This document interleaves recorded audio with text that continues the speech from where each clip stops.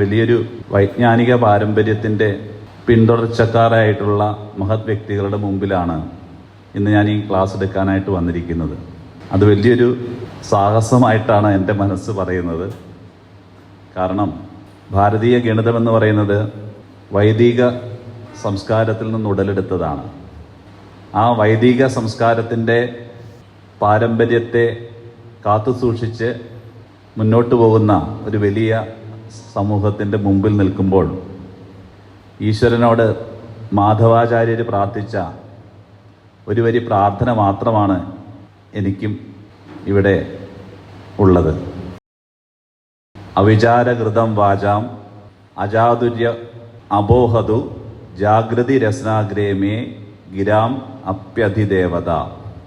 അവിചാരിതമായിട്ട് എൻ്റെ വാക്കുകളിൽ നിങ്ങൾക്ക് അരോചകമായിട്ട് എന്തെങ്കിലും അനുഭവപ്പെട്ടാൽ അങ്ങനെയുള്ളൊരനുഭവം ഉണ്ടാവാതെ ഇരിക്കുന്നതിന് വേണ്ടിയിട്ട് അല്ലയോ സരസ്വതി ദേവി, എൻ്റെ നാവിൻ്റെ തുമ്പിൽ അമ്മ വന്ന് വിളയാടണമേ. ഇതെൻ്റെ പ്രാർത്ഥനയല്ല. മാധവാചാര്യർ അദ്ദേഹത്തിൻ്റെ വെണ്വാരോഹം എന്ന കൃതി ആരംഭിക്കുന്നത് ഈ പ്രാർത്ഥനയോടുകൂടിയാണ്. അത് ജ്യോതിശാസ്ത്ര ഗ്രന്ഥമാണ്, ആസ്ട്രോണമിയാണ് വെണ്വാരോഹം. ജ്യോതിശാസ്ത്ര പഠനവുമായി ബന്ധപ്പെട്ടുകൊണ്ട് മാധവാചാര്യർ ജ്യോതിശാസ്ത്രത്തെ പരിപോഷിപ്പിക്കുന്നതിന് വേണ്ടി തന്നെയാണ് അദ്ദേഹം ഗണിതശാസ്ത്രത്തിൽ ഗവേഷണം നടത്തിയത്. അദ്ദേഹത്തിൻ്റെ പ്രാധാന്യത്തെക്കുറിച്ച് ആദ്യമായിട്ട് ലോകത്തിന് മുമ്പിൽ അവതരിപ്പിച്ചത് ചാൾസ് ബിഷ് എന്ന് പറയുന്ന ഒരു ബ്രിട്ടീഷുകാരനാണ്.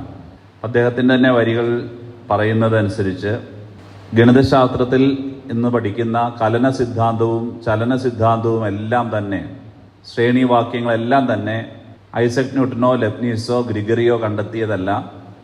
അവർ ജീവിക്കുന്നതിന് വളരെ നൂറ്റാണ്ടുകൾക്ക് മുമ്പ് ജീവിച്ചിരുന്ന സംഗമഗ്രാമ മാധവൻ്റെ കണ്ടെത്തലുകളാണ് എന്ന് അദ്ദേഹം റോയൽ ഏഷ്യാറ്റിക് സൊസൈറ്റിയിൽ അദ്ദേഹത്തിൻ്റെ പ്രബന്ധത്തിലൂടെ അദ്ദേഹം അവതരിപ്പിച്ചിട്ടുണ്ട്. പക്ഷെ അന്ന് അതിന് വേണ്ടത്ര പ്രാധാന്യം കിട്ടിയില്ല. കാരണം യൂറോപ്യൻസിന് അവരെ കവിഞ്ഞ് മറ്റൊരാൾ ഇത്തരം ശാസ്ത്രീയമായിട്ടുള്ള കണ്ടെത്തലുകൾ നടത്തിയെന്ന് പറയുന്നത് അവരുടെ അഭിമാനത്തെ ചോദ്യം ചെയ്യുന്ന ഒന്നായിരുന്നു. അതുകൊണ്ട് തന്നെ ചാൾസ് ഫിഷിൻ്റെ ആ ഒരു പ്രബന്ധത്തെ അവർ തള്ളിക്കളയുന്ന ഒരു സാഹചര്യമാണ് അന്ന് ഉണ്ടായിരുന്നത്.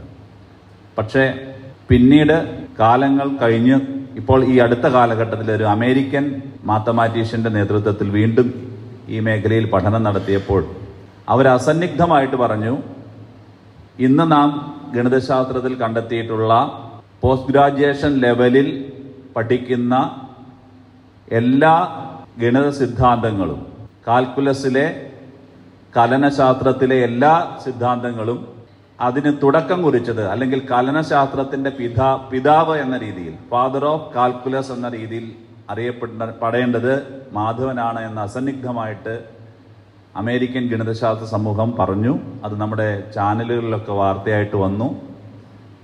അങ്ങനെ വീണ്ടും മാധവാചാര്യരുടെ പ്രശസ്തി ലോകമെമ്പാടും അറിയപ്പെടുന്ന ഒരു കാലഘട്ടത്തിലാണ് നമ്മളിപ്പോൾ ജീവിച്ചിരിക്കുന്നത്. അതുകൊണ്ട് തന്നെ സംഗമഗ്രാമ മാധവനെക്കുറിച്ചും അദ്ദേഹത്തിന് മുമ്പ് ഭാരതത്തിൽ ജീവിച്ചിരുന്ന അത്യുജ്വലന്മാരായിട്ടുള്ള ഗണിതശാസ്ത്രകാരന്മാരെക്കുറിച്ചുമെല്ലാം നമ്മുടെ വരും തലമുറ അറിയേണ്ടത് അനിവാര്യമാണ്. അതിനുള്ള ഒരു വേദി ഒരുക്കിത്തന്ന ഈ യോഗക്ഷേമ സഭയുടെ ഭാരവാഹികൾക്ക് ആദ്യമേ നന്ദി പറയുകയാണ്. Sangamagrama Madhava, of all the mathematicians of the medieval period, name of Sangamagrama Madhava is the most important, who founded a continuous chain of Guru Shishya Parambara from the 14th century to the 18th century.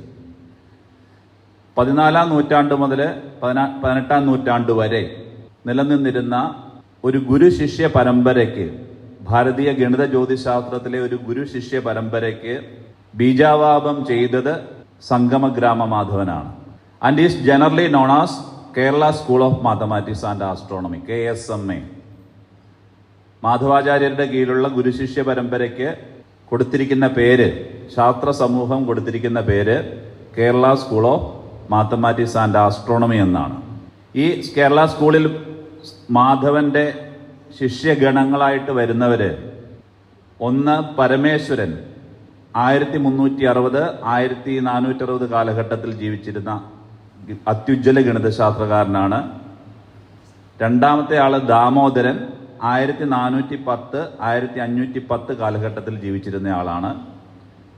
മൂന്നാമത്തെ ആള് നീലകണ്ഠൻ 1443 1560 കാലഘട്ടത്തിൽ ജീവിച്ചിരുന്ന വ്യക്തിയാണ്.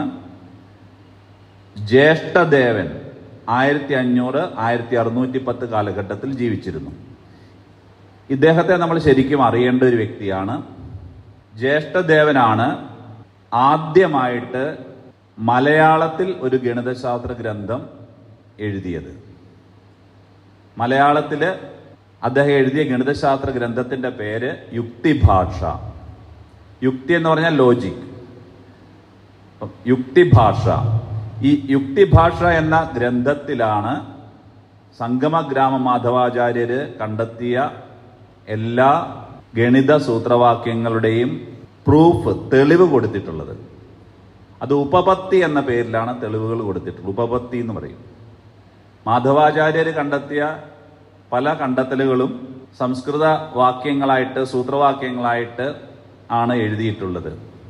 ആ സൂത്രവാക്യങ്ങളിലൂടെ മാധവാചാര്യർ കണ്ടെത്തിയ കാര്യങ്ങളൊക്കെ തന്നെ അതിന് കൃത്യമായിട്ട് പ്രൂഫ് രേഖപ്പെടുത്തിയിട്ടുണ്ടായില്ല. അല്ലെങ്കിൽ അദ്ദേഹത്തിന്റെ ആ പ്രൂഫ് രേഖപ്പെടുത്തിയ ഗ്രന്ഥം ഇന്ന് അവൈലബിൾ അല്ല.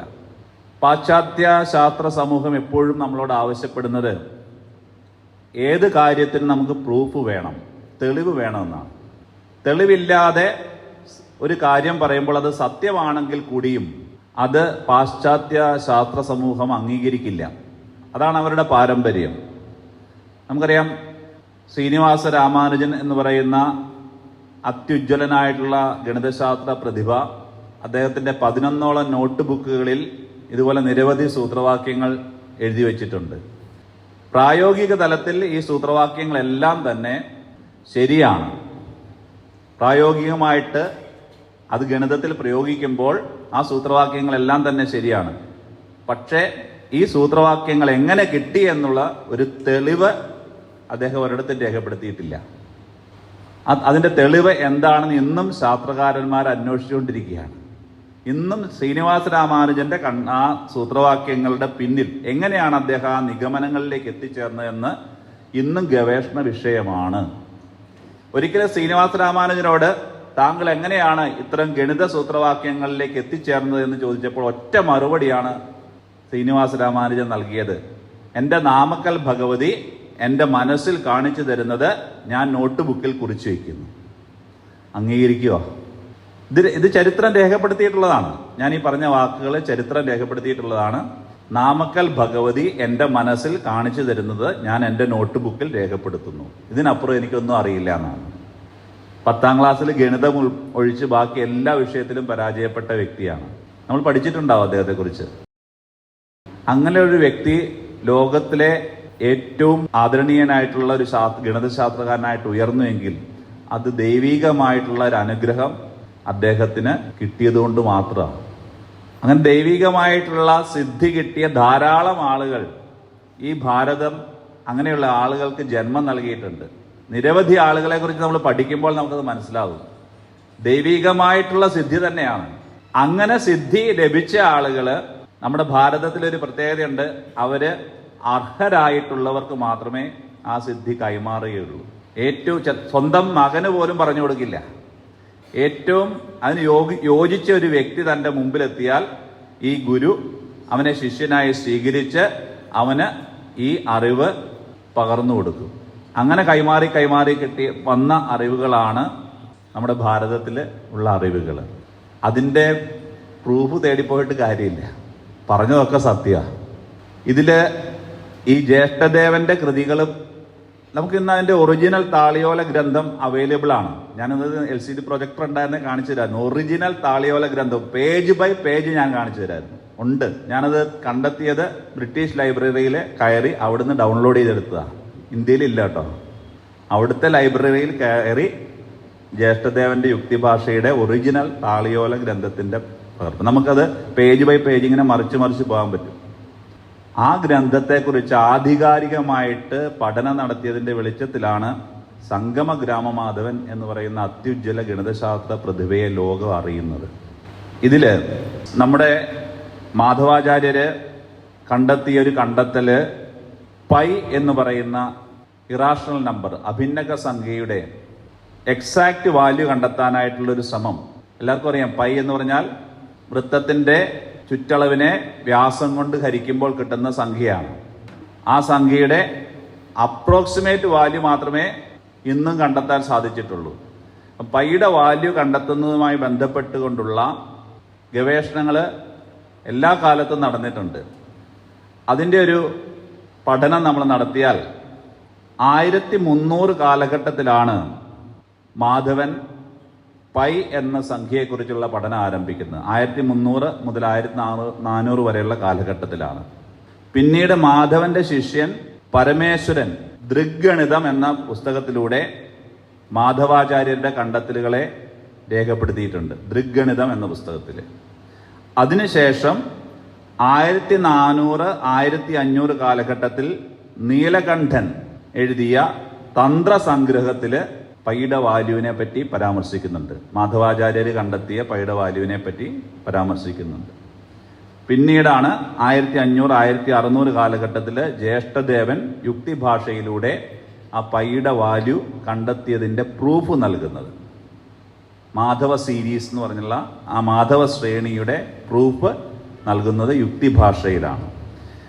പിന്നീട് 1600, 1700 കാലഘട്ടത്തിലാണ് ലെബ്നീസും ഗ്രിഗറിയും ഒക്കെ പയ്യെക്കുറിച്ച് പഠിക്കാൻ ആരംഭിക്കുന്നത്. 1600 കാലഘട്ടത്തിൽ മാധവൻ പയ്യെക്കുറിച്ച് പഠിച്ച് അതിൻ്റെ ശ്രേണിവാക്യങ്ങൾ രൂപീകരിച്ചത് 1300.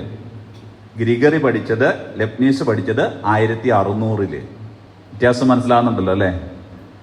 പിന്നെ 1700, 1800 കാലഘട്ടത്തിൽ കോഷി, വെയർസ്ട്രാസ്, റെയ്മാൻ, ഏബൽ എന്നിങ്ങനെയുള്ള ഗണിതശാസ്ത്രകാരന്മാര് പൈയുടെ വാല്യൂ കണ്ടുപിടിക്കുന്ന അനന്തശ്രേണി വാക്യങ്ങൾ അവർ രൂപീകരിക്കുന്ന പ്രവർത്തനങ്ങളിൽ ഏർപ്പെടുകയുണ്ടായി. ഈ പ്രവർത്തനങ്ങളുമായി ബന്ധപ്പെട്ടാണ് കാൽക്കുലസ്, കലന സിദ്ധാന്തം ഡെവലപ്പ് ചെയ്തത്. ബോറടിക്കുന്നുണ്ടാവും അല്ലേ? കണക്കായതുകൊണ്ട്. എന്തായാലും ഇതിൻ്റെ ഒരു ചരിത്രം പറഞ്ഞ് നമുക്ക് തുടങ്ങാമെന്ന് കരുതിയാണ്. ഈ മാധവാചാര്യർക്ക് മുമ്പ് തന്നെ പൈ എന്ന സംഖ്യയെക്കുറിച്ച് പഠനം നടത്തിയത് AD 470 കാലഘട്ടത്തിലാണ്. അത് നടത്തിയത് ആര്യഭടാചാര്യരാണ്. ആര്യഭടന്റെ പൈതൃകം പിന്തുടർന്നുകൊണ്ട് തന്നെയാണ് മാധവാചാര്യര് പൈ എന്ന സംഖ്യയെക്കുറിച്ച് പഠിച്ചത്. അതുകൊണ്ട് നമുക്ക് ആര്യഭടനിൽ നിന്നാണ് ഇന്ന് ക്ലാസ് ആരംഭിക്കേണ്ടത്. ആര്യഭടാചാര്യര് പൈയുടെ വാല്യൂ ലോകത്തിൽ ആദ്യമായിട്ട് 4 ഡെസിമൽ പ്ലേസസ് വരെ കൃത്യമായിട്ട് കണ്ടുപിടിക്കുകയുണ്ടായി. അതുവരെ ലോകത്തിൽ ആരും തന്നെ പൈയുടെ വാല്യൂ 1 ഡെസിമൽ പ്ലേസിന് പോലും കൃത്യമായിട്ട് കണ്ടെത്താനായിട്ട് ആർക്കും സാധിച്ചിരുന്നില്ല. ആ കാലഘട്ടത്തിൽ ആര്യഭടാചാര്യര് പൈയുടെ വാല്യൂ 4 ഡെസിമൽസ് വരെ കൃത്യമായിട്ട് കണ്ടെത്തിയിട്ടുണ്ട്. അത് അദ്ദേഹത്തിന്റെ പ്രസിദ്ധമായ ആര്യഭടീയം എന്ന ഗ്രന്ഥത്തിൽ രേഖപ്പെടുത്തിയിട്ടുണ്ട്. അതിൽ പൈയുടെ വാല്യൂവിനെ പറ്റി പറയുന്നത് ഇപ്രകാരമാണ്: ചതുരധികം ശതം അഷ്ടഗുണം ദ്വാഷഷ്ടി തഥാ സഹസ്രാണാം ഐതദ്വയ വിഷ്കംഭസ്യാസന്നോ വൃത്തപരിണാഹ. പൈയുടെ വാല്യൂവിനെ കുറിച്ച് രേഖപ്പെടുത്തിയിരിക്കുന്നത് 2 സംസ്കൃത സൂത്രങ്ങളിലൂടെയാണ്. എന്താ സൂത്രം എന്ന് പറഞ്ഞാൽ? സൂത്രവാക്യം. നമ്മളൊക്കെ പഠിക്കുമ്പോൾ ഗണിതത്തിൽ സൂത്രവാക്യങ്ങൾ എന്നാണ് നമ്മൾ പഠിച്ചിട്ടുള്ളത് അല്ലേ? എന്താ ഈ സൂത്രവാക്യം? ഇവിടെ ഇരിക്കുന്ന ആരെങ്കിലും ചോദിച്ചിട്ടുണ്ടോ ടീച്ചർമാരോട്, എന്താ ടീച്ചറെ ഈ സൂത്രവാക്യം എന്ന പേര് എവിടുന്ന് വന്നു? സൂത്രം എന്നാൽ എന്താണ്? കുട്ടികളുടെ സൂത്രം എന്താണെന്ന് നമുക്കറിയാം അല്ലേ? ആ സൂത്രമല്ല. എന്താ ഈ സൂത്രം? സൂത്രം എന്നതിന് കൃത്യമായിട്ടുള്ള നിർവചനം നമ്മുടെ ഭാരതീയ പൈതൃകത്തിലുണ്ട്. അത് പിന്നെയും നമ്മൾ പുറകോട്ട് പോകണം. ഭാരതീയ ഗണിതശാസ്ത്രകാരന്മാരിൽ ഏറ്റവും പുറകിൽ, അതായത് വേദകാലഘട്ടത്തിലേക്ക് പോയാൽ അവിടെ ഋഗ്വേദം, യജുർവേദം, സാമവേദം, അഥർവേദം അല്ലേ? 4 വേദങ്ങളുണ്ട്. ആ 4 വേദങ്ങളില് യജുർവേദത്തിലേക്ക് വരുമ്പോൾ അവിടെ തൊട്ട് ഗണിതം ആരംഭിക്കുകയാണ്. യജുർവേദത്തിലേക്ക് വരുമ്പോൾ ശ്രീരുദ്രത്തിലേക്ക് വരും, രുദ്രത്തിലേക്ക് വരുമ്പോൾ ഗണിതം അവിടെ ആരംഭിക്കുകയാണ്. ഞാൻ ചൊല്ലുന്നത് വലിയൊരു ബ്രാഹ്മിൻസിന്റെ സദസ്സിലായതുകൊണ്ട് എനിക്ക് ഭയങ്കര ടെൻഷൻ ഉണ്ടെങ്കിലും ഞാൻ പറയാൻ തെറ്റുണ്ടെങ്കിൽ ക്ഷമിക്കണം. ഏകാച may തിസ്രശ്ച may പഞ്ചച may സപ്തച may നവച may ഏകാദശ ച മേ ത്രയോദശ ച മേ പഞ്ചദശ ച മേ സപ്തദശ ച മേ നവദശ ച may ഏകവിംശതിച്ഛ may ത്രയോവിംശതിച്ഛ may പഞ്ചവിംശതിച്ഛ may സപ്തവിംശതിച്ഛ may. എന്താ അർത്ഥം? നമ്മൾ ക്ഷേത്രത്തിലെ മണ്ഡപത്തിലിരുന്ന് തന്ത്രിമാര് അല്ലെങ്കിൽ യാഗശാലയിലെ മണ്ഡപത്തിലിരുന്നുകൊണ്ട് തന്ത്രിമാര് ചൊല്ലുന്ന വരികളാണ്. ഇത് ശരിക്കും ഒരു അരിത്തമെറ്റിക് പ്രോഗ്രഷനാണ്. ഏകം 1 അല്ലേ, ഏകാചമേ തിസ്രശ്ചമേ 3, പഞ്ചചമേ 5, 1, 3, 5, 7, 9 എന്നിങ്ങനെയുള്ള ഓഡ് നമ്പേഴ്സിന്റെ സീക്വൻസ് അരിത്തമെറ്റിക് സീക്വൻസ് ആണ്. ഇങ്ങനെ ചൊല്ലി ചൊല്ലി പിന്നെ ജോമെട്രിക് പ്രോഗ്രഷനിലേക്ക് പോവുകയാണ്. ഏകം ച ദശം, ദശം ച ശതം, ശതം ച സഹസ്രം, സഹസ്രം ച അയുധം, അയുധം ച നിയുധം, നിയുധം ച പ്രയുധം, പ്രയുധം ച അർബുദം, അർബുദം ച നിർബുദം, നിർബുദം ച സമുദ്രം, സമുദ്രം ച പ്രാർത്ഥം എന്ന് പറഞ്ഞ് പോകുന്ന നമ്പർ 10⁻⁴, 10⁻⁴, 10⁻², 10⁻³ 10⁻⁴, അങ്ങനെ അങ്ങനെ ഏതാണ്ട് 10⁻50 വരെയുള്ള 1 കഴിഞ്ഞ് 50 പൂജ്യം ഇടുന്ന സംഖ്യ വരെയുള്ള ആ സംഖ്യകള് ഇങ്ങനെ ചൊല്ലിപ്പോവുകയാണ്. അവിടെ തൊട്ടാണ് നമ്മുടെ ഗണിതം നമ്മൾ കാണുന്നത്. അങ്ങനെ വേദങ്ങളിലൂടെ ഗണിതം ആരംഭിച്ച്, യജുർവേദത്തിലൂടെ ഗണിതം ആരംഭിച്ച്, ഗണിതശാസ്ത്ര മന്ത്രത്തിലൂടെ ഭഗവാൻ ശ്രീ പരമേശ്വരനെ ലോകത്തിലെവിടെയെങ്കിലും ആരാധിക്കുന്നുണ്ടോ? ഏതെങ്കിലും ദൈവത്തെ ഗണിതശാസ്ത്ര മന്ത്രങ്ങളിലൂടെ? രുദ്രനെ, ഭഗവാൻ പരമേശ്വരനെ ഗണിതശാസ്ത്ര മന്ത്രങ്ങൾ അത് ഉപയോഗപ്പെടുത്തിക്കൊണ്ട് ആരാധിച്ച പാരമ്പര്യം. അതിനുശേഷം വേദാംഗങ്ങളിലേക്ക് എത്തി. ശിക്ഷ, ഛന്ദസ്, നിരുക്തം, വ്യാകരണം അല്ലേ, കൽപ്പം അല്ലേ, അതല്ലേ വേദാംഗങ്ങള്. ഈ വേദാംഗങ്ങളില് ശിക്ഷ, ഛന്ദസ്, ജ്യോതിഷം, നിരുക്തം, വ്യാകരണം, കൽപ്പം ഓർഡറിൽ പറഞ്ഞാൽ അല്ലേ. ഈ വേദാംഗങ്ങളിൽ ജ്യോതിഷത്തിൽ 3 പാർട്ട്. ഏതൊക്കെയാണ് 3 പാർട്ട്? ഒന്ന് പ്യുവർ മാത്തമാറ്റിക്സ് ആണ്, യാതൊരു തെറ്റുമില്ല അതിൻ്റെ അകത്ത്. രണ്ടാമത്തേത് പ്യുവർ ആസ്ട്രോണമി, അതിൻ്റെ അകത്തും യാതൊരു തെറ്റുമില്ല, നമുക്ക് തെറ്റുകൾ കണ്ടെത്താൻ സാധിക്കില്ല. മൂന്നാമത്തെ ഭാഗത്താണ് സംശയമുള്ളത്, പ്രഡിക്ഷൻ, പ്രവചനം. പ്രവചനം എന്ന ഭാഗത്ത് ആണ് ഇന്ന് തർക്കങ്ങൾ നിലനിൽക്കുന്നത്. ആ പ്യുവർ മാത്തമാറ്റിക്സ് ആണ് ജ്യോതിഷത്തിൽ വരുന്നത്. ആ മാത്തമാറ്റിക്സ് ഡെവലപ്പ് ചെയ്യുന്നതിന് വേണ്ടിയിട്ട് കൽപ്പശാസ്ത്രം എന്ന ഗ്രന്ഥത്തിന്റെ ഭാഗമായിട്ട് സൗദസൂത്രമുണ്ട്. കൽപ്പശാസ്ത്രത്തിൽ 4 ചാപ്റ്റർ എന്നാണ് പറയുന്നത്. സൗദസൂത്രമുണ്ട്, ധർമ്മശാസ്ത്രമുണ്ട്, ഗൃഹ്യസൂത്രമുണ്ട്, പിതൃമേധസൂത്രമുണ്ട്. മരണാനന്തര ചടങ്ങുകൾ ചെയ്യുന്നത് എങ്ങനെയാണെന്നുള്ളതിനെ പറ്റി പറയുന്ന ഭാഗം പിതൃമേധസൂത്രം അല്ലേ. അപ്പൊ ഇതിൽ കൽപ്പശാസ്ത്രത്തില് ശ്രൗതസൂത്രം യാഗകർമ്മങ്ങൾ അനുഷ്ഠിക്കുന്നതിനെ പറ്റി വിവരിക്കുന്നതാണ്. ഈ ശ്രൗതസൂത്രത്തില് യജ്ഞങ്ങൾക്ക് ആവശ്യമായ യജ്ഞകുണ്ഡങ്ങൾ നിർമ്മിക്കേണ്ട സാഹചര്യം വന്നപ്പോൾ ഗണിതം വേണം അല്ലേ, ചിതികൾ നിർമ്മിക്കുന്നതിന് വേണ്ടിയിട്ട്. ഗരുഡച്ചിതിയൊക്കെ ഇല്ലേ, അതൊക്കെ ശരിക്കും ഗണിതശാസ്ത്രം ഉപയോഗിച്ചുകൊണ്ട് തന്നെയാണ് നിർമ്മിക്കുന്നത്. അപ്പൊ ആ ഗണിതത്തിന്റെ ആവശ്യം തിരിച്ചറിഞ്ഞുകൊണ്ട് അന്നത്തെ ഋഷിവര്യന്മാരായിട്ടുള്ള ബൗദ്ധായന ഋഷി, കാത്യായന ഋഷി, അതുപോലെ തന്നെ ആപസ്തംഭ ഋഷി, മാനവ ഋഷി, ഈ 4 പേര് അത്യുജ്വല ഗണിതശാസ്ത്രകാരന്മാരാണ്. ആ ഗണിതശാസ്ത്രകാരന്മാര് സൂത്രം എന്ന് പറയുന്ന പദത്തിന് ഒരു നിർവചനം കൊടുത്തിട്ടുണ്ട്. അല്പാക്ഷരം, അസന്നിഗ്ധം, സാരവത് വിശദോമുഖം, അസ്തോഭം, അനവധ്യം ച സൂത്രം, സൂത്രവിദഃ വിദുഹു. അല്പാക്ഷരം, അല്പമാത്രം അക്ഷരങ്ങൾ കൊണ്ട് സൂചിപ്പിക്കുന്നത്. അസന്നിഗ്ധം, യാതൊരു സംശയത്തിനും ഇട നൽകാത്തത്. അല്പാക്ഷരം, അസന്നിഗ്ധം, സാരവത് വിശദോമുഖം. എന്താ വിശദോമുഖം? ശാന്താകാരം, ഭുജഗശയനം, പത്മനാഭം സുരേശം, വിശ്വാധാരം അല്ലേ, എന്നൊക്കെ പറയുന്ന പോലെയാണ്. വിശദോമുഖം വളരെ കുറച്ച് മാത്രം അക്ഷരങ്ങൾ കൊണ്ട് സൂചിപ്പിക്കുന്നതാണെങ്കിൽ കൂടിയും അതിനെ വ്യാഖ്യാനിച്ചാൽ സാരവത് വിശദോമുഖം, വളരെ വിശാലമായ ഒരു അർത്ഥതലം അതിനുണ്ട്. അല്ലേ? I=PNR. ഇൻട്രസ്റ്റ് കാണാനുള്ള ഫോർമുലയാണ്. എത്ര അക്ഷരമുണ്ട്? അല്പാക്ഷരം IPNR. 4 അക്ഷരമേ ഉള്ളൂ. അല്ലേ? I=PNR. പക്ഷെ അതൊന്ന് വ്യാഖ്യാനിച്ച് നോക്കൂ. അതിലെ ഓരോ അക്ഷരം എടുത്ത് വ്യാഖ്യാനിച്ചാൽ അതിന് വിശാലമായിട്ടുള്ള ഒരു അർത്ഥതലമുണ്ട്. ഇതുപോലെയാണ് എല്ലാം. അല്ലേ? നമ്മൾ പഠിച്ച സൂത്രവാക്യങ്ങളെല്ലാം വളരെ കുറച്ച് അക്ഷരങ്ങൾ മാത്രമേ ഉള്ളൂ. A+B² A² + 2AB + B². 2 അക്ഷരങ്ങൾ കൊണ്ട് മാത്രം രൂപീകരിച്ച എയും ബിയും മാത്രമേ ഉള്ളൂ. അതുകൊണ്ടാണ് നമ്മുടെ ആചാര്യന്മാർ അല്പാക്ഷരം, വളരെ കുറച്ച് മാത്രം അക്ഷരങ്ങൾ കൊണ്ട് സൂചിപ്പിക്കുന്നതും, അസന്നിഗ്ധം, ഒരു സംശയത്തിനും ഇട നൽകാത്തതും, വിശദോമുഖം എന്നാൽ വളരെയധികം അർത്ഥവ്യാപ്തിയുള്ളതും, അസ്തോഭം. എന്താ അസ്തോഭം? ഒരിക്കലും ഇളക്കി മാറ്റാൻ പറ്റാത്തതും. അല്ലേ മാഷെ? അങ്ങനെയല്ലേ അർത്ഥം? അസ്തോഭം ഒരിക്കലും ഇളക്കി മാറ്റാൻ പറ്റില്ല. അത് സനാതനാണ്. അല്ലേ? സനാതനാണ്. ഇതിനെ ഒരിക്കലും വേറൊരാൾക്ക് ഇത് ബ്രേക്ക് ചെയ്യാൻ പറ്റില്ല.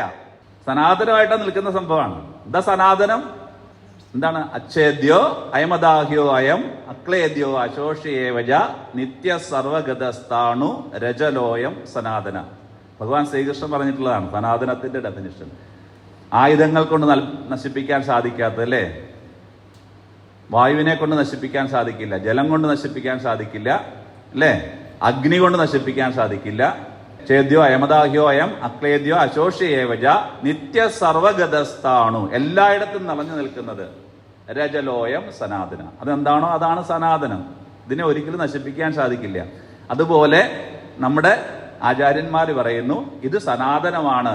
ഈ സൂത്രം എന്ന് പറയുന്നത് സനാതനമാണ്. വളരെ കുറച്ച് അക്ഷരങ്ങൾ കൊണ്ട് സൂചിപ്പിക്കുന്നു, എന്നാൽ വളരെയധികം വിശാലമായ അർത്ഥവ്യാപ്തി അതിനുണ്ട്. അത് സനാതനമാണ്, അസ്തോഭമാണ്, അതിനെ നശിപ്പിക്കാൻ സാധിക്കും. അനവധ്യം, അടുത്ത വരിയാണ്. അനവധ്യം, അതിനെ വധിക്കാൻ, നശിപ്പിക്കാൻ സാധ്യമല്ല.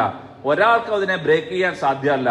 അത് ഒരിക്കൽ ആ സൂത്രവാക്യം എഴുതി ഞങ്ങൾ അത് കണ്ടെത്തി അത് എഴുതി വെച്ചാൽ അത് തെറ്റാണെന്ന് ലോകത്തിൽ ഒരാൾക്കും ഒരിക്കലും സ്ഥാപിക്കാൻ സാധ്യമല്ല. ഭാരതീയ ഋഷിവര്യന്മാര് കണ്ടെത്തിയ സൂത്രവാക്യങ്ങൾ ഈ നിമിഷം വരെ ഒരാളും അത് തെറ്റാണെന്ന് പറഞ്ഞിട്ടില്ല. ഒരാളും പറഞ്ഞിട്ടില്ല. അത് ശരിയാണെന്നാണ് നമ്മളെ അവര് പഠിപ്പിക്കുക. യൂറോപ്യൻസ് നമ്മളോട് പറയാണ് മാധവാചാര്യർ ഇന്നപോലെ കണ്ടുവച്ചിട്ടുണ്ട്, ആര്യഭടാചാര്യർ ഇന്നതുപോലെ കണ്ടുവച്ചിട്ടുണ്ട്. ഇതൊക്കെ ശരിയാണ്. പക്ഷെ അവർ 1-2 വരികളിലായിട്ടാണ്, സൂത്രങ്ങളായിട്ടാണ് ഇത് എഴുതി വെച്ചിരിക്കുന്നത്. അതുകൊണ്ട് തെറ്റിദ്ധരിക്കപ്പെട്ടു പോയി. ആ സൂത്രങ്ങളെ വ്യാഖ്യാനിച്ചാൽ അവരെത്രമാത്രം അത്യുജ്വലന്മാരായിട്ടുള്ള ഗണിതശാസ്ത്രകാരന്മാരാണെന്ന് നമുക്ക് ബോധ്യമാകും എന്നാണ് പാശ്ചാത്യര് നമ്മളോട് പറഞ്ഞു തരുന്നത്. നമ്മളല്ല, നമ്മൾ അങ്ങ് മുറ്റത്തെ മുല്ലയ്ക്ക് മണമില്ല എന്ന് പറഞ്ഞ പോലെയാണ്. ചുരുക്കം അക്ഷരങ്ങൾ കൊണ്ട് സൂചിപ്പിക്കുന്നതും ഒരു സംശയത്തിന് ഇട നൽകാത്തതും ഇളക്കി മാറ്റാൻ പറ്റാത്തതും അചഞ്ചലവും അനവധ്യം, ഒരിക്കലും തെറ്റാണെന്ന് സ്ഥാപിക്കാൻ പറ്റാത്തതുമായിട്ടുള്ള ഇതെന്താണോ അതിനെയാണ് എക്സ്പേർട്സ് ആയിട്ടുള്ള ആളുകൾ, സൂത്രവിദഹ വിദുഹു, വിദ്വാൻമാരായിട്ടുള്ള ആളുകൾ സൂത്രം എന്ന പേരിൽ വിളിച്ചത്. അങ്ങനെയുള്ള സൂത്രരൂപത്തിലാണ് നമ്മുടെ ഗണിതശാസ്ത്രം രചിക്കപ്പെട്ടിട്ടുള്ളത്, ഗണിതശാസ്ത്ര ഗ്രന്ഥങ്ങൾ രചിക്കപ്പെട്ടിട്ടുള്ളത്. അതിൽ ബൗദ്ധായന ശൂൽബസൂത്രം എന്ന ശൂൽബസൂത്രത്തിലാണ്, ശൂൽബം എന്നാൽ ചരട് എന്നാണ് അർത്ഥം. സൂത്രം എന്താണെന്ന് ഞാൻ പറഞ്ഞു തന്നു. ഇപ്പം ചരട് കൊണ്ടുള്ള ഗണിതം, അതായത് ഏൻഷ്യന്റ് ഇന്ത്യൻ ജിയോമെട്രിയാണ്. ഇന്നത്തെ ഭാഷയിൽ പറഞ്ഞാൽ ശൂൽബസൂത്രം എന്നാൽ ജിയോമെട്രി. ആ ശൂൽബസൂത്രം എന്ന ജിയോമെട്രിയിൽ ബൗദ്ധായന ഋഷി ആണ് ആദ്യമായിട്ട് പൈതഗോറസ് തിയറം നമ്മുടെ മുമ്പിൽ ആവിഷ്കരിക്കുന്നത്. നമ്മൾ പഠിച്ചിട്ടുള്ള പൈതഗോറസ് തിയറം എന്നാണ് ഇന്നും പഠിപ്പിക്കുന്നത്. ബൗദ്ധായന തിയറം എന്ന് പറയുന്നേ ഇല്ല. തിരുത്തി വരുമെന്ന് പ്രതീക്ഷിക്കുന്നു. കാരണം പൈതഗോറസ് ജനിക്കുന്നതിന് 500 വർഷം മുമ്പ് ജീവിച്ചിരുന്ന ആളാണ്. ഇന്നത്തെ കണക്കനുസരിച്ച് കേട്ടോ, ഇന്നത്തെ കണക്കനുസരിച്ച് ഭാരതീയ ഗണിതം കാലഗണന വേറെയുണ്ട്, ഭാരതീയ കാലഗണന വേറെയുണ്ട്. പക്ഷെ നമുക്ക് തൽക്കാലം അത് എടുക്കണ്ട. കാരണം ലോകം അംഗീകരിക്കുന്നത് മറ്റൊരു കണക്കാണ്, ക്രിസ്തുവിന് മുമ്പും പിമ്പും, അല്ലേ? ആ കണക്കാണ് ഇന്ന് നമുക്ക് പരിചയം. ആ കണക്ക് വെച്ച് പരിശോധിച്ചാൽ പോലും ഈ പൈതഗോറസ് ജനിക്കുന്നതിന് 500 വർഷങ്ങൾക്ക് മുമ്പാണ് ബൗദ്ധായന ഋഷി ജീവിച്ചിരുന്നത്. ആ ബൗദ്ധായന ഋഷി അദ്ദേഹത്തിന്റെ ഗ്രന്ഥത്തിൽ ബൗദ്ധായന ശൂൽബസൂത്രത്തില് പൈതഗോറസ് തിയറം വളരെ വ്യക്തമായിട്ട് പറയുന്നുണ്ട്. ദീർഘ ചതുരസ്യ സ്നയാരജ്ജു പാർശ്വമാനി തിര്യന്മാനി ചയത് പൃഥക് ഭുതേ കുരുതസ്തത് ഉഭയം കരോതി. ഒരു ദീർഘചതുരം എടുക്കുക. ആ ദീർഘചതുരത്തിന്റെ പാർശ്വമാനി താഴത്തെ വശം, അതായത് പാദം, മനസ്സിലാകുന്നുണ്ടല്ലേ? ആ പാദം വശമായിട്ട് ഒരു സമചതുരം വരയ്ക്കുക. തിര്യന്മാനി ലംബം, അതായത് ചതുരത്തിന്റെ വീതി വശമായിട്ട് മറ്റൊരു സമചതുരം വരയ്ക്കുക. പാർശ്വമാനി തിര്യന്മാനി ച പൃഥക് ഭുതേ കുരുതസ്തത് ഉഭയം കരോതി. എന്നിട്ട് അതിന്റെ വികർണം വശമായിട്ട് മറ്റൊരു സമചതുരം വരച്ചാൽ ഈ ആദ്യം വരച്ച, അതായത് പാദം വശമായിട്ട് വരച്ച സമചതുരത്തിന്റെ ഏരിയയും ലംബം വശമായിട്ട് വരച്ച, അതായത് വീതി വശമായിട്ട് വരച്ച സമചതുരത്തിന്റെ ഏരിയയും കൂട്ടിയാൽ കർണം വശമായി വരച്ച സമചതുരത്തിന്റെ ഏരിയയാണ് കിട്ടുക. പാദം സ്ക്വയർ പ്ലസ് ലംബം സ്ക്വയർ ഈസ് ഈക്വൽ ടു കർണം സ്ക്വയർ. ഇതല്ലേ പൈതഗോറസ് തിയറം? ഇത് കണ്ടെത്തിയത് ബൗദ്ധായനാണ്, ബൗദ്ധായന ഋഷി. അതുപോലെ കാത്യായന ഋഷി റൂട്ട് 2, റൂട്ട് 3 തുടങ്ങിയ സംഖ്യകള്, അപരിമേയ സംഖ്യകളെ കുറിച്ച്, ഇറാഷണൽ നമ്പേഴ്സിനെ കുറിച്ച് പഠിച്ച് അതിന്റെ വാല്യൂസ് കണ്ടത്. അതിലേക്കൊന്നും ഞാൻ പോകുന്നില്ല. അങ്ങനെ ചതുരം, വൃത്തം, ത്രികോണം, സമപാർശ്വ ത്രികോണം, ഇങ്ങനെയുള്ള മുഴുവൻ കാര്യങ്ങളെ കുറിച്ചുള്ള ഗഹനമായ പഠനങ്ങൾ നടത്തിയവരാണ് ഈ ബൗദ്ധായന ഋഷിയും ആപസ്തംഭ ഋഷി, അതുപോലെ തന്നെ മാനവ ഋഷി, കാത്യായന ഋഷിമാര്. അവരിൽ നിന്ന് ഒരു പ്രവാഹമായിട്ടൊഴുകിയ ഗണിതശാസ്ത്രം, ആ ഗണിതശാസ്ത്രം പിന്നീട് ഉപവേദങ്ങൾ എന്ന് പറയുന്ന വേദത്തിലേക്ക് എത്തിയപ്പോൾ അതില് സാമവേദത്തിലേക്ക് വന്നു.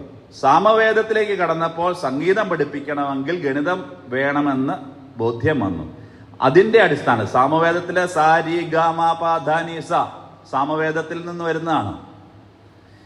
ഈ സാമവേദം പഠിപ്പിക്കുമ്പോൾ അതില് സംഗീതവും ഗണിതവുമായിട്ടുള്ള ബന്ധത്തെ തിരിച്ചറിഞ്ഞുകൊണ്ട് അതിൽ കടബയാദി സംഖ്യാ സമ്പ്രദായം ആവിഷ്കരിച്ചു. അതാണ് മാധവാചാര്യർ കടമെടുത്തിരിക്കുന്നത്. മാധവാചാര്യരുടെ ഗണിതം മുഴുവൻ കടബയാദി സംഖ്യാസമ്പ്രദായം ഉപയോഗിച്ചുകൊണ്ടുള്ളതാണ്. നമുക്ക് 3 സംഖ്യാസമ്പ്രദായങ്ങളാണുള്ളത് കേട്ടോ, അറിഞ്ഞിരിക്കണം. 1 Aryabhatiya number system, 2 Bhaskara number system അല്ലെങ്കിൽ ഭൂതസംഖ്യ, 3 കടബയാദി നമ്പർ സിസ്റ്റം. ക ട പ ആദിയായവ എന്നാണ്. സംഖ്യകൾക്ക് പകരം അക്ഷരം കൊടുക്കുന്ന സമ്പ്രദായം, അതായത് ബീജഗണിതം, ഓൾജിബ്ര. ഓൾജിബ്ര ആവിഷ്കരിച്ചത് ഭാരതീയരാണ്. കടബയാദി സംഖ്യാ സമ്പ്രദായത്തിലൂടെ സംഗീതം അറിയുന്നവർ ഇവിടെ ഇരിക്കുന്നുണ്ടാവും. രഘുമാഷൊക്കെ ഉണ്ട്, അറിയാം. രഘുമാഷക്ക് കടബയാദി സംഖ്യാ സമ്പ്രദായം അറിയാം. സംഗീതത്തിന്റെ മേഖലയിൽ RLVയിൽ മാഷ് പഠിച്ചതായിട്ട് എന്നോട് പറഞ്ഞിട്ടുണ്ട്. കടബയാദി സംഖ്യാ സമ്പ്രദായം ഉപയോഗിച്ചുകൊണ്ട് വ്യത്യസ്തതരമായ രാഗങ്ങള്, അങ്കാപാശം എന്ന ഗണിത സമ്പ്രദായം വഴി. എന്താ അങ്കാപാശം? ഭാരതീയ ഗണിതജ്ഞന്മാരിട്ട പേര് അങ്കാപാശം, പെർമ്യൂട്ടേഷൻസ് ആൻഡ് കോമ്പിനേഷൻസ്. അതായത് പല രാഗങ്ങൾ മിക്സ് ചെയ്ത് പുതിയ പുതിയ രാഗങ്ങൾ ഉണ്ടാക്കുന്നതാണ്, അല്ലേ? പല രാഗങ്ങൾ മിക്സ് ചെയ്ത് പുതിയ പുതിയ രാഗങ്ങൾ, സ്വരങ്ങൾ മിക്സ് ചെയ്തുകൊണ്ട് പുതിയ പുതിയ രാഗങ്ങൾ ഉണ്ടാക്കുന്ന സമ്പ്രദായം. പെർമ്യൂട്ടേഷൻസ് ആൻഡ് കോമ്പിനേഷൻസ് ആണ് ഇന്ന് +1 കുട്ടികൾ അത് പഠിക്കുന്നത്. Permutations and combinations. അതിന് തുടക്കമിട്ടതും ഭാരതീയ ഗണിതശാസ്ത്രകാരന്മാരാണ്. അങ്ങനെ നമ്മുടെ സാമവേദത്തിലൂടെ കടന്ന്, അങ്ങനെ നമ്മുടെ വേദഗ്രന്ഥങ്ങളിലൂടെ കടന്നു വന്ന ഗണിതശാസ്ത്രത്തെ പരിപോഷിപ്പിക്കുന്ന വിധത്തിൽ കുറെ കാലം കാലഘട്ടത്തിൽ ആ ഗണിതശാസ്ത്രം വളർന്നതിന് ശേഷം കുറച്ച് കാലഘട്ടം അന്ധകാരമായിരുന്നു. വേദിക് പീരീഡ് കഴിഞ്ഞ് കുറച്ച് കാലഘട്ടം നമ്മുടെ ഗണിതശാസ്ത്ര മേഖല പുരോഗമിക്കാതെ തളർന്നു കടന്നു കഴിഞ്ഞപ്പോൾ അതിനെ ഉത്തേജിപ്പിക്കുന്നതിന് വേണ്ടിയിട്ട് അവതരിച്ച അവതാര പുരുഷനാണ് ആര്യഭട്ടൻ. കൊടുങ്ങല്ലൂരുകാരനാണെന്നൊരു വാദമുണ്ട്, അതല്ല ബീഹാറുകാരനാണെന്ന് മറ്റൊരു വാദമുണ്ട്.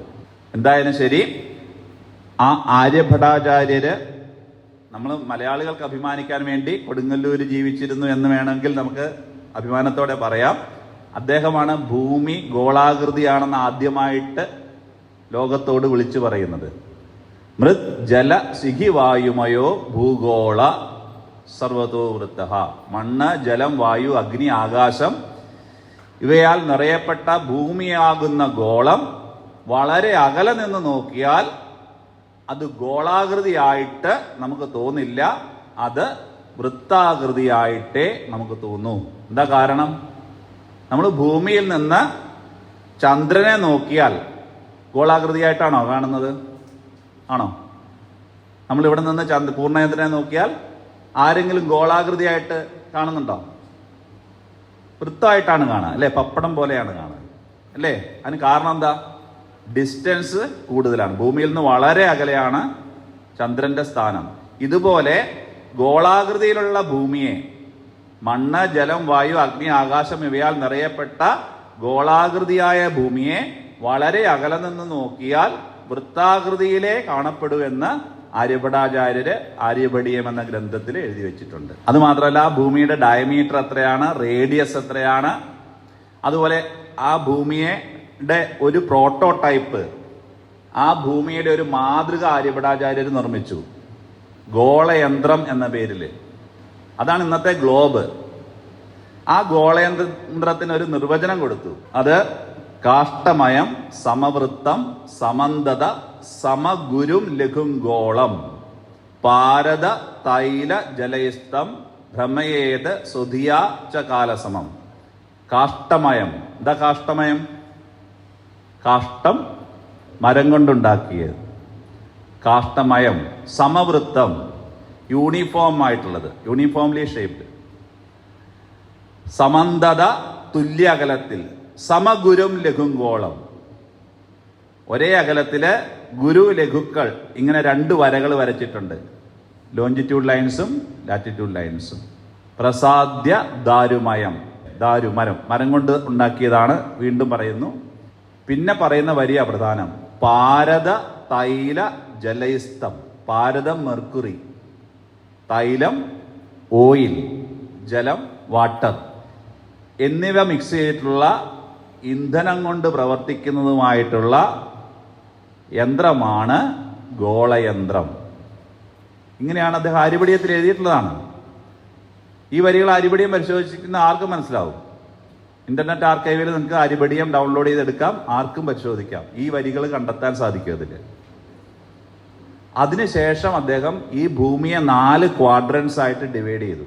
4 ചതുർത്ഥാംശങ്ങളായിട്ട് ഡിവൈഡ് ചെയ്തിട്ട് അതിൽ ഓരോ ചതുർത്ഥാംശത്തിലും സൂര്യപ്രകാശം വീഴുന്നത് എങ്ങനെയാണെന്ന് എഴുതി വെച്ചിട്ടുണ്ട്. ഉദയോയോ ലങ്കായാം സോ അസ്തമയ സൗതരേവ സിദ്ധപുരേ മധ്യാഹ്നോ യവകോട്ട്യാം രോമക വിഷയേ അർദ്ധരാത്രം സ്യാൽ. ഉദയോയോ ലങ്കായാം. ലങ്ക എന്ന് പറഞ്ഞാൽ അദ്ദേഹം നോട്ട് ചെയ്ത് ഭൂമധ്യരേഖയിലെ ഒരു സ്ഥലമാണ്, അതിന്റെ പേരാണ് ലങ്ക. നമ്മൾ ശ്രീലങ്കയല്ല. അപ്പൊ ഭൂമധ്യരേഖയിലെ ലങ്ക എന്ന് പറയുന്ന ഒരു പർട്ടിക്കുലർ പ്ലേസിൽ നിൽക്കുന്ന ഒരു വ്യക്തി ഉദയസൂര്യനെ കാണുന്നു എന്ന് വിചാരിക്കുക. ഉദയോയോ ലങ്കായാം സോ അസ്തമയ സവിതുരേവ സിദ്ധപുരേ. അതേസമയം തന്നെ സൗത്ത് ആഫ്രിക്കയിലെ സിദ്ധപുരം സൗത്ത് ആഫ്രിക്കയിലെ സ്ഥലമാണ്.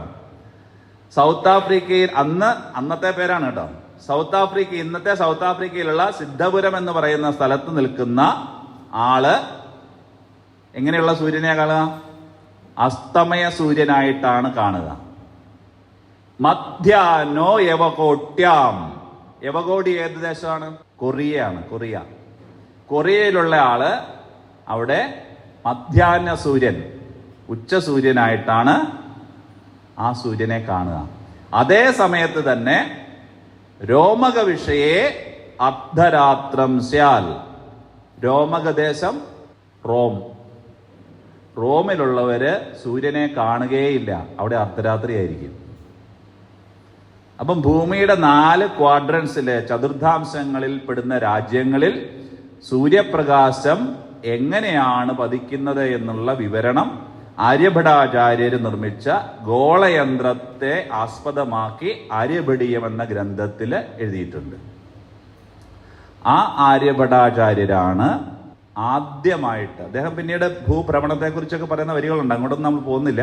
അതായത് ഒരു വഞ്ചിയിൽ ഒരാള് മുന്നോട്ട് പോകുമ്പോൾ കരയിലുള്ള പർവ്വതങ്ങളും അചഞ്ചലമായിട്ടുള്ള പർവ്വതങ്ങളും വൃക്ഷങ്ങളും പിന്നിലേക്ക് പോകുന്നതായിട്ട് തോന്നുന്നത് പോലെ പ്രപഞ്ചഗോളങ്ങൾ, സൂര്യൻ ഉൾപ്പെടെയുള്ള നക്ഷത്രങ്ങളും പ്രപഞ്ചഗോളങ്ങളും പടിഞ്ഞാറ് നിന്ന് അല്ലേ കിഴക്കോട്ട് തിരിയുന്നതിനാൽ അല്ലേ പോകുന്നതായിട്ട് തോന്നുന്നു. എന്തുകൊണ്ട്?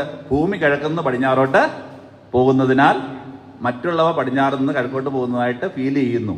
ഈ രീതിയിൽ ആര്യഭടാചാര്യര് എഴുതിയിട്ടുണ്ട്. ആ ആര്യഭടാചാര്യരാണ് പൈ എന്ന സംഖ്യയെക്കുറിച്ച് ഭൂതസംഖ്യാ സമ്പ്രദായത്തിന്റെ സഹായത്തോടുകൂടി പറഞ്ഞിരിക്കുന്നത്. അത് നമ്മൾ അറിയുക തന്നെ വേണം. ചതുരധികം ശതം അഷ്ടഗുണം ദ്വാഷഷ്ടി തഥാ സഹസ്രാണാം ഐതദ്വയ വിഷ്കംഭസ്യാസന്നോ വൃത്തപരിണാഹ. ഇതാണ് അദ്ദേഹത്തിന്റെ സൂത്രം. ചതുരധികം. എന്താ ചതുരം? 4 എന്നാണ് ആ സംഖ്യ. ഭൂതസംഖ്യയില് അക്ഷരങ്ങൾക്ക് പകരം നാമങ്ങളാണ് ഉപയോഗിക്കുക. ഭൂതസംഖ്യയിലെ അക്ഷരങ്ങൾക്ക് പകരം പേരുകൾ, നാമങ്ങളും നാമത്തിന്റെ പര്യായ പദങ്ങളും ആണ് ഉപയോഗിക്കുക. ഇപ്പൊ ചതുരധികം 4 കൂട്ടുക, അധികം ആഡ് ചെയ്യുക. എന്താ ആഡ് ചെയ്യേണ്ടത്? ശതം. ശതം 100. അപ്പം 4 + 100 104. അഷ്ടഗുണം. ഈ 104നെ 8 കൊണ്ട് ഗുണിക്കുക അല്ലേ? ദ്വാഷഷ്ടി. ദ്വാ എത്രയാണ്? 2. ഷഷ്ടി 60. അപ്പൊ ദ്വാഷഷ്ടി 60 + 2 62. ദ്വാഷഷ്ടി തഥാ സഹസ്രാണാം ഇൻറ്റു സഹസ്രം. 62 ഇൻറ്റു സഹസ്രം എത്രയാ? സഹസ്രം എത്രയാ? 1000. അപ്പൊ 62,000. ഇപ്പൊ നിങ്ങളുടെ മനസ്സിൽ ഏതൊക്കെ സംഖ്യയുണ്ട്? 100 + 4 104 ഉണ്ടല്ലോ. അതിനെ 8 കൊണ്ട് ഗുണിക്കുക. അഷ്ടഗുണം 8 കൊണ്ട് ഗുണിക്കുക. 104നെ 8 കൊണ്ട് ഗുണിച്ചാൽ എത്ര വരും? മൊബൈലുണ്ടല്ലോ, എടുത്തോളൂ കേട്ടോ. പക്ഷേ മൊബൈൽ എടുത്തോളൂ. 832 ചേട്ടൻ കണ്ടെത്തിയിട്ട് 832. അപ്പൊ 832 നിങ്ങളുടെ കയ്യിലുണ്ട്. സംശയം ഉണ്ടെങ്കിൽ കാൽക്കുലേറ്ററിൽ നോക്കിക്കോളൂ കേട്ടോ, മൊബൈലിൽ നോക്കിക്കോളൂ. 832 പ്ലസ് 62,000. 832 62 അത് കൂട്ടിക്കാം. പക്ഷേ 832 62,000 62,832. ഐതദ്വയം 62,832 മനസ്സിൽ നിൽക്കട്ടെ കേട്ടോ, അത് മാറ്റി വെച്ചോളൂ. ഐതദ്വയം. ഐതം എത്രയാണ്? 10,000. ഐതദ്വയം 20,000 അല്ലേ? ഐതദ്വയം വിഷ്കംഭസ്യാസന്നോ. എന്താ വിഷ്കംഭസ്യം? വിഷ്കംഭം വൃത്താണ്. ആസന്നോ എന്നാൽ അപ്രോക്സിമേറ്റ്ലി, ഏകദേശം. കണ്ടോ എത്ര ഇതായിട്ട് പറയുന്നത്? ഏകദേശം, കൃത്യമല്ല. അപ്പോ പറഞ്ഞതിന്റെ അർത്ഥം 62,832നെ 20,000 കൊണ്ട് ഹരിച്ചാൽ കിട്ടുന്ന സംഖ്യ, അതായത് ഇന്നത്തെ പൈ, അതിന്റെ അപ്രോക്സിമേറ്റ് വാല്യൂ കിട്ടും. ആസന്നോ വൃത്തപരിധിയുടെ അപ്രോക്സിമേറ്റ് വാല്യൂ നമുക്ക് കിട്ടും. അതായത് 62,000/20,000. ഒന്ന് നോക്കിക്കോളൂ. 62,000/20,000. 62,832/20,000. 62,832/20,000. കുട്ടികളൊന്ന് നോക്കിക്കോളൂ കേട്ടോ. എത്ര കിട്ടുക? 3.1416. ഇതാണ് ആര്യഭടാചാര്യര് 4 ഡെസിമൽ പ്ലേസസിന് കൃത്യമായിട്ട് പൈയുടെ വാല്യൂ കണ്ടെത്തി. ഇന്ന് വലിയ അത്ഭുതം തോന്നുന്നു. കാരണം ഇന്ന് കമ്പ്യൂട്ടറുകൾ ഉപയോഗിച്ചുകൊണ്ട് മില്യൺസ് അല്ലേ, അത്രയും ഡെസിമൽ പ്ലേസസിന് കറക്റ്റായിട്ട് വരെ ജപ്പാൻകാരൊക്കെ അങ്ങനെ കണ്ടെത്തിയിട്ടുണ്ടെന്നാണ് പറയാം. സൂപ്പർ കമ്പ്യൂട്ടറുകളൊക്കെ ഉപയോഗിച്ചുകൊണ്ട് പൈയുടെ വാല്യൂ കണ്ടെത്തിയിട്ടുണ്ട്. പക്ഷെ അന്ന് കമ്പ്യൂട്ടറുകളും ടെലിസ്കോപ്പും ഒന്നും ഇല്ലാതിരുന്ന കാലഘട്ടത്തിലേക്ക് നിങ്ങളൊന്ന് യാത്ര ചെയ്യുക, എന്നിട്ട് ചിന്തിക്കുക ഇവിടെ ഇരുന്ന്. അപ്പോഴാണ് അദ്ദേഹത്തിന്റെ മഹത്വം നമുക്ക് മനസ്സിലാകുക. ആ കാലഘട്ടത്തിൽ എങ്ങനെ അദ്ദേഹം ഈ 20,000 എന്ന സംഖ്യയിലേക്ക് എത്തി അല്ലേ? എന്തിനാണ് അദ്ദേഹം 20,000 സംഖ്യ? ഒറ്റ ഉത്തരേ ഉള്ളൂ. 62,000 എന്ന സംഖ്യ എന്തിനാ എടുത്തേ? അറിയില്ല. നമുക്കതാണ് ഉത്തരം. ഇതൊക്കെ അദ്ദേഹത്തിന് എവിടെ നിന്ന് കിട്ടി? ഈ മേഖലയിൽ ഞാൻ കുറെ അന്വേഷണം നടത്തിയിട്ട് എനിക്ക് കണ്ടെത്താൻ സാധിച്ചില്ല. പക്ഷെ ഇദ്ദേഹത്തിന്റെ മറ്റൊരു കണ്ടെത്തലുണ്ട്. അതായത് ഇദ്ദേഹം പറയുന്നത് നമ്മുടെ 43,20,000 വർഷമാണ് ഒരു മഹായുഗം. ആര്യഭടീയത്തിൽ എഴുതിയിരിക്കുന്നതാണ്. 43,20,000 വർഷമാണ് ഒരു മഹായുഗം. അതിനെ 4:3:2:1 എന്ന അംശബന്ധത്തിൽ, ഒരിക്കൽ കൂടി പറയാം, 4:3:2:1 എന്ന അംശബന്ധത്തിൽ നിങ്ങളൊന്ന് ഭാഗിച്ചു നോക്കുക. അങ്ങനെ നോക്കുമ്പോൾ നിങ്ങൾക്ക് കൃതയുഗം, ദ്വാപരയുഗം, ത്രേതായുഗം, കലിയുഗം, ഈ 4 യുഗങ്ങളിൽ ഓരോ യുഗത്തിന്റെയും വർഷത്തിലുള്ള കണക്ക് കിട്ടും. 43,20,000 10 അല്ലേ, 1 ഭാഗം എടുത്താൽ ഏത് യുഗ?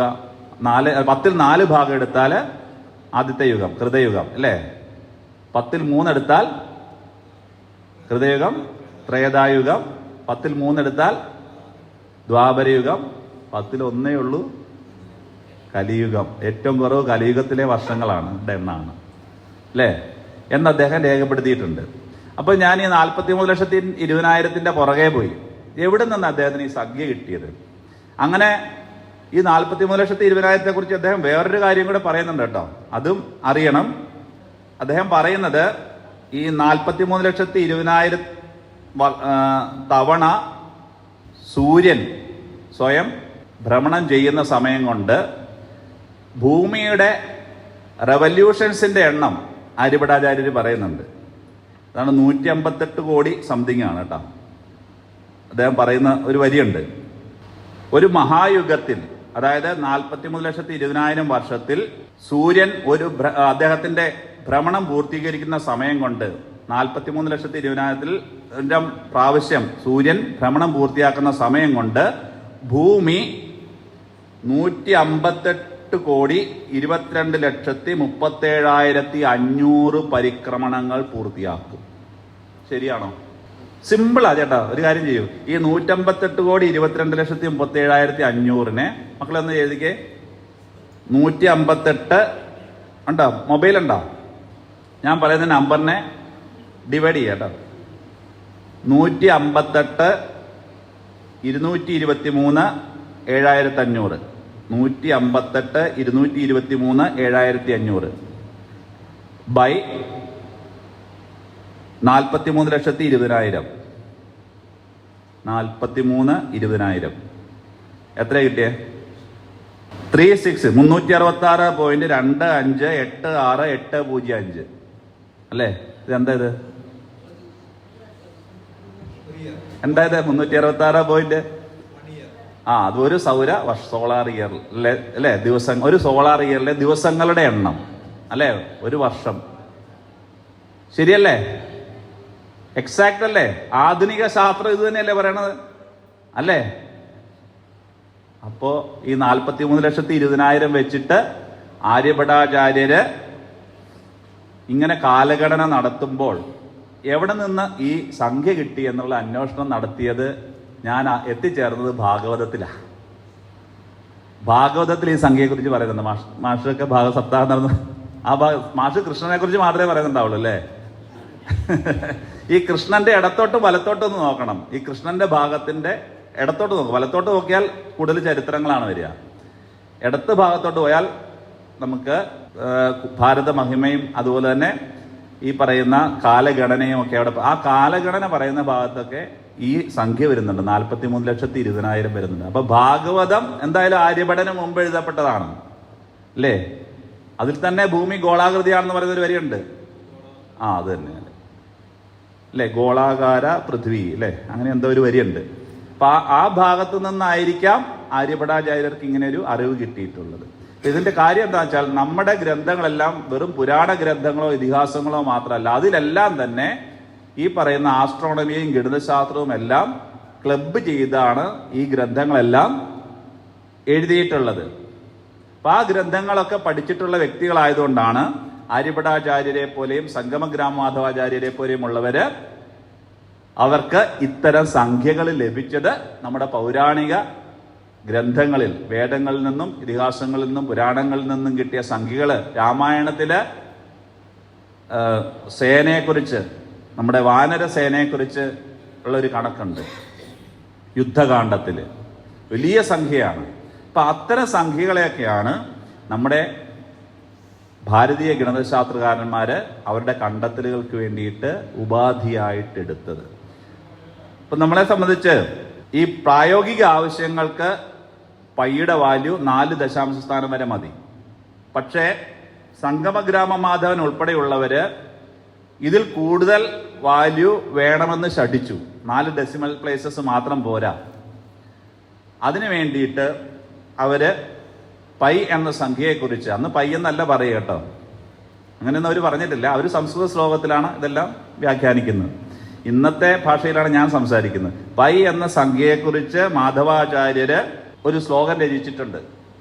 അത് അദ്ദേഹത്തിന്റെ ഗ്രന്ഥത്തിലല്ല, അദ്ദേഹത്തിന്റെ ശിഷ്യൻ ശങ്കരവാര്യർ രചിച്ച ഒരു ഗ്രന്ഥമുണ്ട്, ക്രിയാക്രമകരി എന്ന് പറഞ്ഞൊരു ഗ്രന്ഥം. ക്രിയാക്രമകരി, അതിലാണ് ശങ്കരവാര്യർ പറയുന്നു, മാധവാചാര്യ പുനഃ അധോപ്യാസന്നതമാം പരിധി സൂക്ഷ്മമുക്താൻ വിഭുജ നേത്രജാഹിതാശന ത്രിഗുണ വേദം വാരണ വാഹവഹ നവ നിഖർവമിതേ വൃത്തിവിസ്താരേ പരിധിമാനമിതം ജഗദ്ബുദ്ധാഹ. അപ്പൊ ഇത് കേട്ട് കഴിഞ്ഞാൽ സതീഷ് മാഷെ ഇവിടുന്ന് ഇറക്കി വിടാൻ തോന്നും അല്ലേ? എന്താ കാര്യം? എന്തേലും മനസ്സിലായോ? ഇല്ല, ഹരിഭാഷക്ക് മനസ്സിലായിട്ടുണ്ടാവില്ല. കാരണം ഇത് സംസ്കൃതമാണെങ്കിലും ഇത് ഭൂതസംഖ്യയാണ്.